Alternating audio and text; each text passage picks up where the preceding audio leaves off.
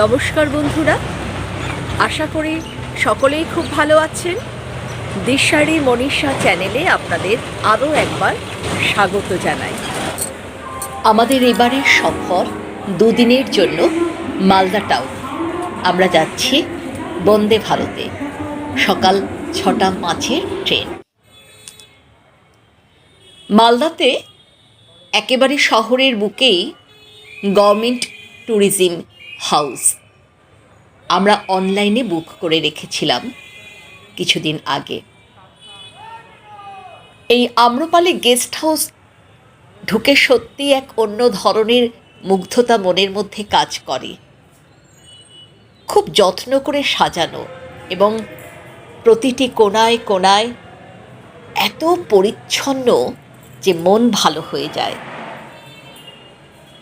আম্রপালি এই গভর্নমেন্ট প্রপার্টির ঢুকে নিজেদের রুমে যাওয়ার আগে দেখতে পাচ্ছি চারপাশে সারি সারি ফুলের টব রয়েছে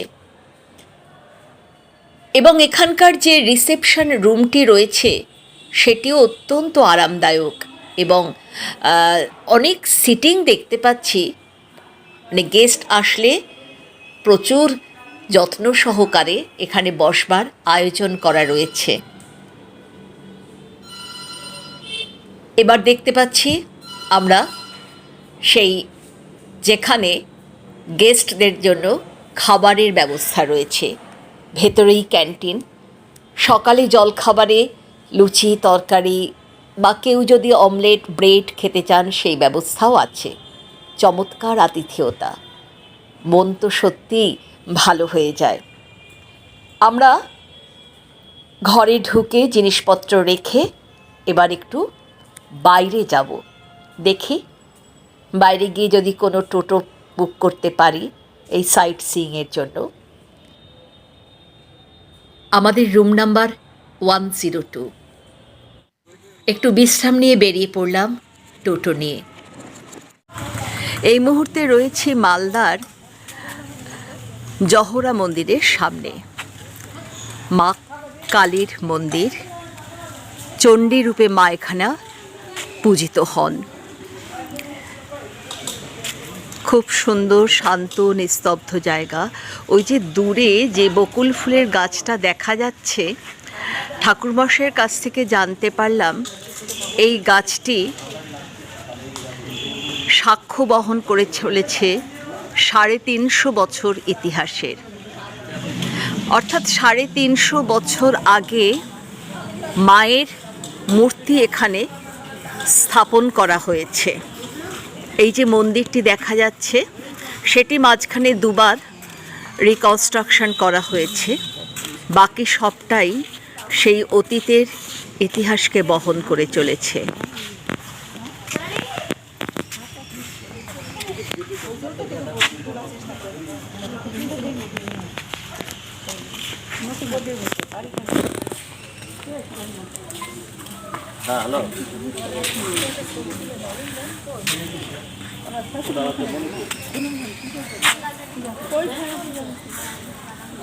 খুব শান্ত নির্জন জায়গা। মায়ের মন্দির, জহরা মন্দির। মা সবাইকে ভালো রাখুন এই আশা নিয়ে আমরা ফিরে যাচ্ছি। মালদা মানেই আম, মালদা মানেই সারি সারি রকমারি আমের বাগান। যদিও এখন খুব ঠান্ডা, গরমকাল আসলে তো এক অন্য রকম ভালো লাগবে। সারাদিন ঘুরে এবার আমরা ফিরে যাচ্ছি আমাদের রিসর্টে। আগামীকাল বেরোবো আরও এক নতুন জায়গার সন্ধানে। গতকাল আমরা মালদাতে বেড়াতে এসেছি দুদিনের জন্য। বেশ ভালো লাগছে, ঠান্ডা ঠান্ডা জায়গা। আজকে তো ওয়েদারটা খুবই সুন্দর। গতকাল থেকে যে আমাদের সওয়ারি করে বেশ সুন্দর করে সমস্ত জায়গা ঘোরাচ্ছে, আমি ক্যামেরায় একটু আপনাদের সামনে তাকে ধরছি। খুব ভালো লাগছে। আমার পুত্র সম চিরঞ্জিত এবং সঙ্গে রয়েছে তার বন্ধু রাজু। কেমন লাগছে তোমাদের আমাদের সঙ্গে ঘুরতে পেরে অনেক ভালো লাগছে। ভালো লাগছে। হ্যাঁ, আর আপনাদেরকেও আমি বলি, রাজু এবং তার বন্ধু চিরঞ্জিত এত সুন্দরভাবে আমাদেরকে প্রত্যেকটা জায়গা দেখাচ্ছে, ঘোরাচ্ছে। যদি আপনারা কেউ মালদাতে আসেন এবং মালদা যদি একদিন দুদিনের জন্য ঘুরতে চান, তাহলে অবশ্যই রাজুর সঙ্গে এবং তার বন্ধু চিরঞ্জিতের সঙ্গে যোগাযোগ করবেন। দুজনে কিন্তু হরিহর আত্মা, আমি যেটা দেখে বুঝতে পেরেছি। চিরঞ্জিত, তোমার নাম্বারটা একটু বলে দাও জোরে। 7718733602। একদম এই নাম্বারে আপনারা যোগাযোগ করবেন। খুব সুন্দরভাবে চিরঞ্জিত কিন্তু আপনাদেরকে এই শহরের ঐতিহ্য ঘুরিয়ে দেখাবে, কথা দিলাম। দিদি, এটা আপনি কি করছেন? বিধি ভাবছি। হ্যাঁ, এটা একটা আমাদের পশ্চিমবঙ্গের একটা অন্যতম কুটির শিল্প। আজও কিন্তু এই শিল্প আপনারা করছেন বলেই কিন্তু বেঁচে রয়েছে। আপনাদের এখানে সবাই, আমি মানে আস্তে আস্তে দেখলাম অনেকেই এই কাজটার সঙ্গে যুক্ত রয়েছে। আচ্ছা আচ্ছা, মানে একটা বান্ডিলে কটা থাকে এরকম? 25টা করে। 25টা ছিল, 23টা করে দিয়ে। আচ্ছা, খুব ভালো লাগছে। আমরা আপনাদের এখানে বেড়াতে এসেছি। হ্যালো ছোট্ট ছানা, এদিকে তাকাও, এদিকে তাকাও। ছাগলটা এই তো, খুব ভালো, খুব ভালো। আপনারা একটু দাঁড়ান, আপনাদের সকলের সঙ্গে একটা আমি ফটো তুলে নিই। আসুন, সবাই আসুন। খুব ভালো লাগছে এখানে এসে, ছোট্ট ছোট্ট মা বোনেদের সঙ্গে পরিচয় হলো। আমরা গতকাল এসেছি মালদাতে, এবং রাস্তা দিয়ে যেতে যেতে কত সুন্দর সুন্দর এই কুটির শিল্পগুলো দেখছি তৈরি হচ্ছে, এবং যার এই বহুমূল্যতা, যার এই বন্ধন, সংস্কৃতির বন্ধন আজও কিন্তু আমাদের পশ্চিমবঙ্গের বুকে বেঁচে রয়েছে এই মা বোনেদের হাত ধরে। আমরা রয়েছি মালদায়, গাজলে, এবং খুব সুন্দর একটি জায়গায় আপনাদের দেখাই। রয়েছি একলাখী সমাধিতে।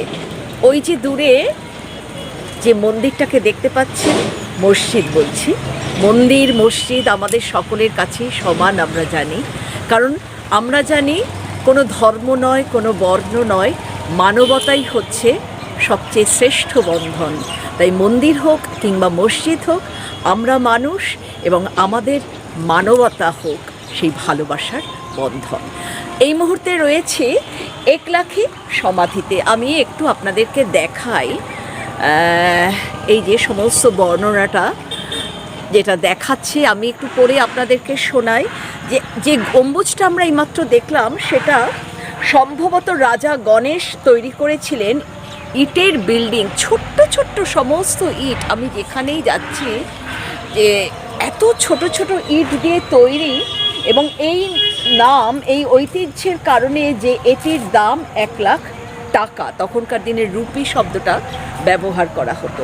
এটি 23.9 মিটার এবং 22.7 মিটার এর পরিমাপ রয়েছে।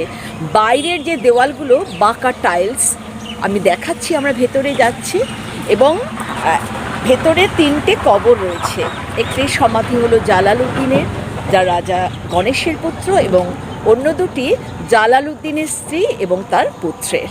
আমরা ভেতরে গিয়ে সেই মসজিদটা দেখব। চারপাশে দেখুন কি সুন্দর, মানে মালদা মানেই তো আমের শহর, মালদা মানেই কিন্তু ভালোবাসার শহর, মালদা মানেই কিন্তু মানে প্রাচীন এবং সংস্কৃতির শহর। একলাখী মসজিদ, মানে এত ছোট ছোট ইট দিয়ে তখনকার সময়ে এই স্থাপত্য নির্মাণ করা হতো, মানে দেখলেও অবাক হয়ে যেতে হয়।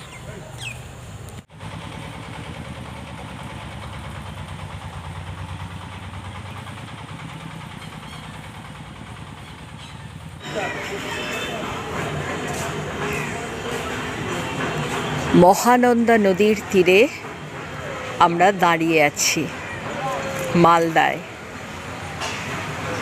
নদী তার গতিপথ ধরে মিলেছে বাংলাদেশে। একদম মাইনার চান্সেস তো আছে।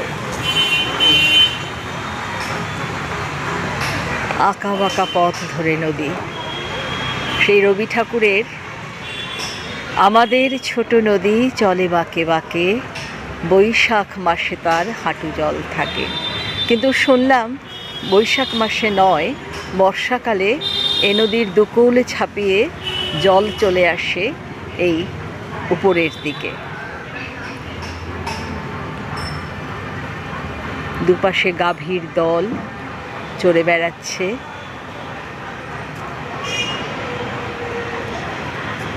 অসামান্য।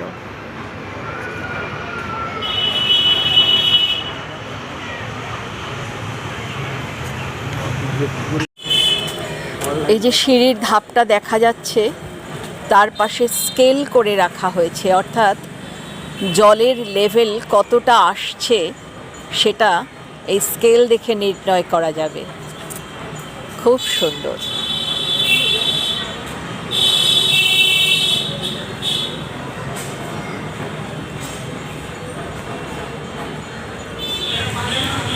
মহানন্দার বুকে পাখিদের কলতান, ঝাঁক ঝাঁক পাখি বসে আছে। গাংচিল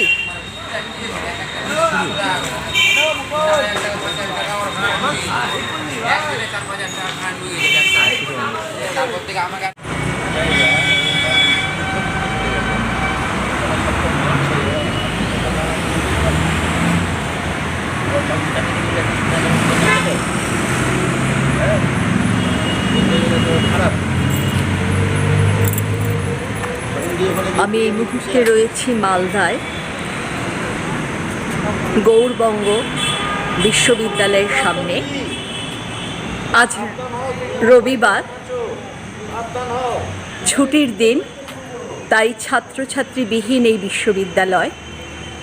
আগামীকাল থেকে আবার সেই ছেলে মেয়েদের দলে দলে পথ চলা। খুব ভালো লাগছে। প্রচুর প্রচুর আম গাছ। মালদা মানেই তো রকমারি আমের সারি।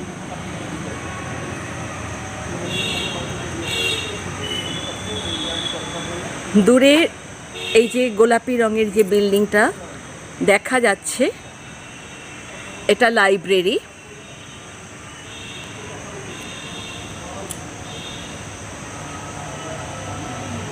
এবং এই যে বিল্ডিংটা মেন বিল্ডিং, এখানে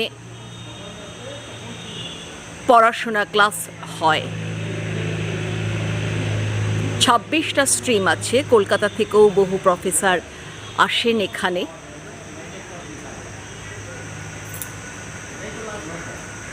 খুব সুন্দর। গৌড়বঙ্গ বিশ্ববিদ্যালয়।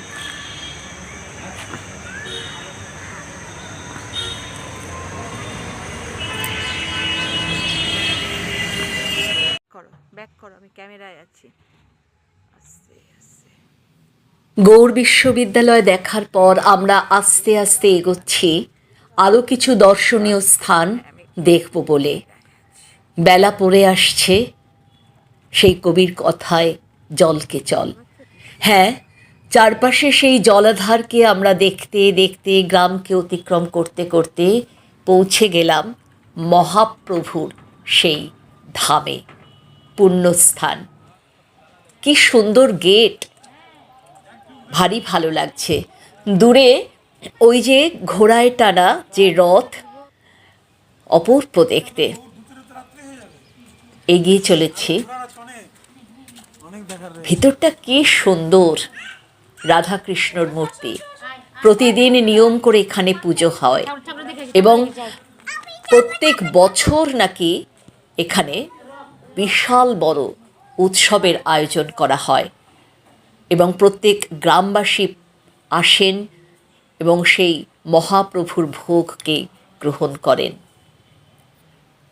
মন ভালো হয়ে যাচ্ছে।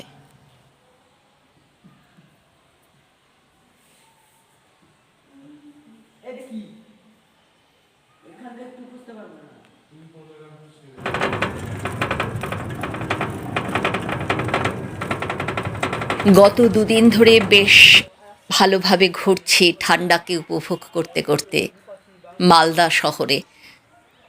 একটা টোটো নিয়ে ভাই চিরঞ্জিত আমাদের বিভিন্ন জায়গাগুলো নিজের মতন করে ঘুরিয়ে ঘুরিয়ে দেখাচ্ছে।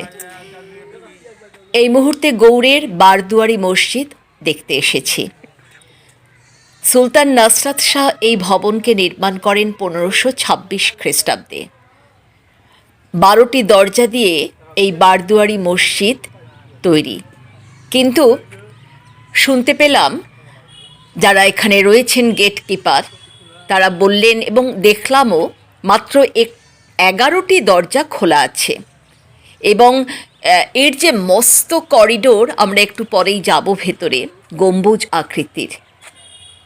কথিত আছে যে সমস্ত কটি গম্বুজ সোনা দিয়ে মোড়া ছিল বলে একে বড় সোনা মসজিদ নামে ডাকা হয়। তবে এক অদ্ভুত ব্যাপার, গেটের সামনে যখন আমরা এন্ট্রি নিতে যাচ্ছি আমাদের জিজ্ঞাসা করলো মোবাইল নিয়ে কিন্তু ভেতরে যাওয়া যাবে না, কোনো রকম ভিডিও অ্যালাউড নয়, ফটো তোলাও অ্যালাউড নয়। তো এটা আমার কাছে একটু বিস্মিত হলাম শুনে। আমি আমার প্রশ্নও রাখলাম, যদি এত সুন্দর একটা সৃজনকে দেশ যদি না জানে, সারা বিশ্ব যদি না জানে, তাহলে কেমন করে আমরা বিশ্বের দরবারে আরও মাথা তুলে দাঁড়াতে পারবো? অথচ যখন আমরা মোবাইল জমা দিয়ে ভেতরে ঢুকলাম, তারপরে দেখলাম অনেকেই কিন্তু ভিডিও করছে। আর আমার এই যে ভিডিওটাই করলাম, এটা কিন্তু আমার মোবাইলে নয়, ভাই চিরঞ্জিত তার মোবাইলে এই রেকর্ডটা করে দিয়েছে। তবে ভেতরটা কিন্তু খুবই সুন্দর, খুব ভালো লাগছে। একটা বাগানের মতো, একটু রাজা রাজরার মতন সমস্ত কিছু সাজানো গোছানো একটি বাগান। অনেক চেয়ার পাতা রয়েছে, ফটোশ্যুটের জন্য কিন্তু অসাধারণ।